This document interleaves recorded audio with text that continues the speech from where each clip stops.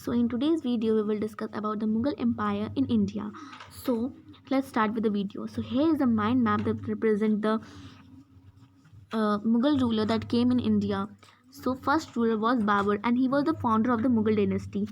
And then after Babur, Humayun came. Then after Humayun, Sher Shah Suri. Then after Sher Shah Suri, Akbar. Then after Akbar, Jahangir. Then after Jahangir, Shah Jahan. Then after Shah Jahan, Aurangzeb. Akbar and Aurangzeb was one of the greatest Mughal ruler. And in today's video, we will discuss about Akbar. So let's start with the video. Akbar. He was a good administrator. His real name was Jalaluddin Muhammad Akbar. He brought the glory of Akbar the Great. When he was 13 years old, Bairam Khan was appointed as the Akbar's regent. In the Second Battle of Panipat, he defeated Himu in 1556. He gave much importance to the Rajput ruler and also he married a Rajput princess named Jodhabai. He gave high post to the Rajput ruler in his administration. Akbar defeated Maharana Pratap in the Battle of Haldighati in 1576. Now Akbar built a vast empire. He conquered Gujarat in 1572 and in 1574 to 1576 he conquered Bengal and Bihar. Between 1585 and 1595, Kashmir, Sindh, Kabul, Kandahar and Balochistan were brought under the Mughal fold. Akbar annexed Orissa, now Odisha, in 1592. In the Deccan, Akbar brought Berar, Kandadesh and the parts of Ahmednagar under the Mughal Empire. Central administration of Akbar. The central administration of Akbar was there was a strong centralized government with the king having the final authority of all important matters including politics, military, administrative and judiciary. Akbar held meetings with his minister and senior officials in Diwan-e-Khas. Diwan-e-Khas was a building in which the Akbar with his minister discussed on important issues. So, provincial administration of Akbar. The provincial administration under Akbar was as follows. The Mughal Empire was divided into 15 provinces or subas. A governor or the subedar was in charge of the province. Both subedar and diwan kept a check on each other.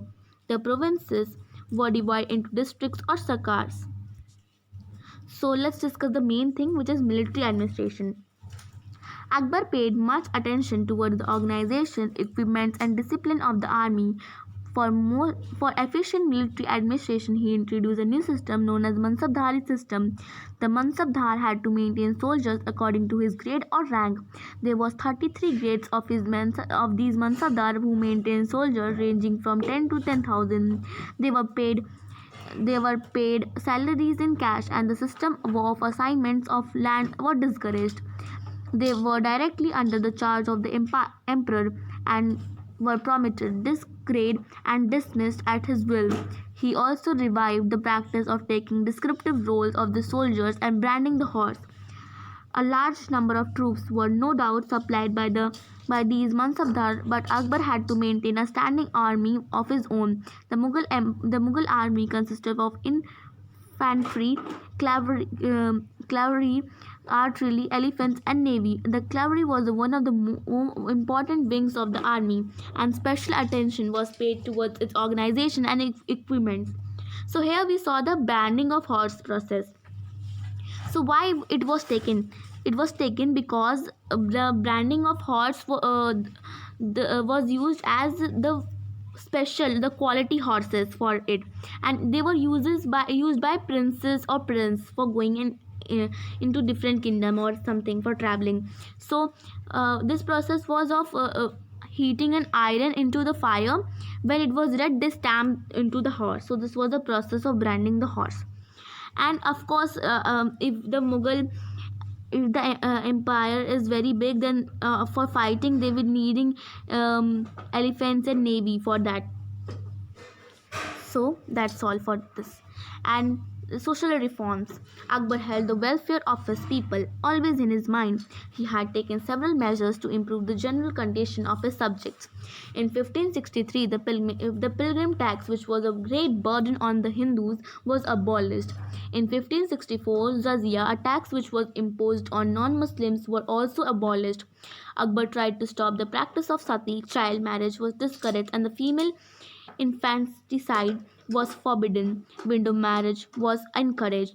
So here we saw that we know that the Akbar participate in Hindus festivals like Holi, Diwali. So uh, he was good for his people, and the most important thing was he was religious tolerance. He don't force the people to worship a particular god or goddess.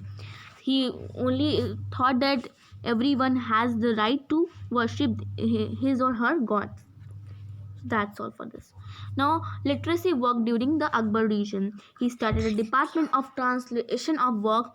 The Mahabharata, the Ramayana, the Atharvaveda, the Bhagavad Gita, and the Panchtantra was translated from Sanskrit to Persian language. Abdul Fazl wrote Ani Akbari and Akbarnama. So he was the author in the Mughal in the Akbar's court, which wrote about the Akbar and Akbar administration and all. So here is the picture of Ani Akbari and Akbarnama. Now the presence of musicians like Tansen in the court of Akbar was an attempt to accept the integrate the Muslim and non-Muslim traditions within the Mughal Empire. The Tansen became one of the treasures Navratans. Navratans meaning Nav, which means nine, and Ratan, which means gems. So he received a horrific title, man there. So the name was Man Tansen. So Tansen was one of the best singer in the Akbar's court. So here is the picture of Tansen. Now, two famous painters in Akbar's court, the Jaswan and the Bhasawan, were the two famous painters of Akbar's court. So here is the picture of the paintings and their picture. Now, the most important things was architecture. So Akbar built many monuments in Delhi and Agra. Some were built for the protection like Agra Fort, and some were built due to his love of architecture like Fatehpur Sikri, Buland Darwaza, Humayun's tomb, Jodhabai Palace, and Akbar's tomb. So this was the thing that Akbar made, and he loved the architecture. He loved to make the monuments. So this was these were the famous buildings that Akbar made, and this was the picture that he made. So that's all for today's video.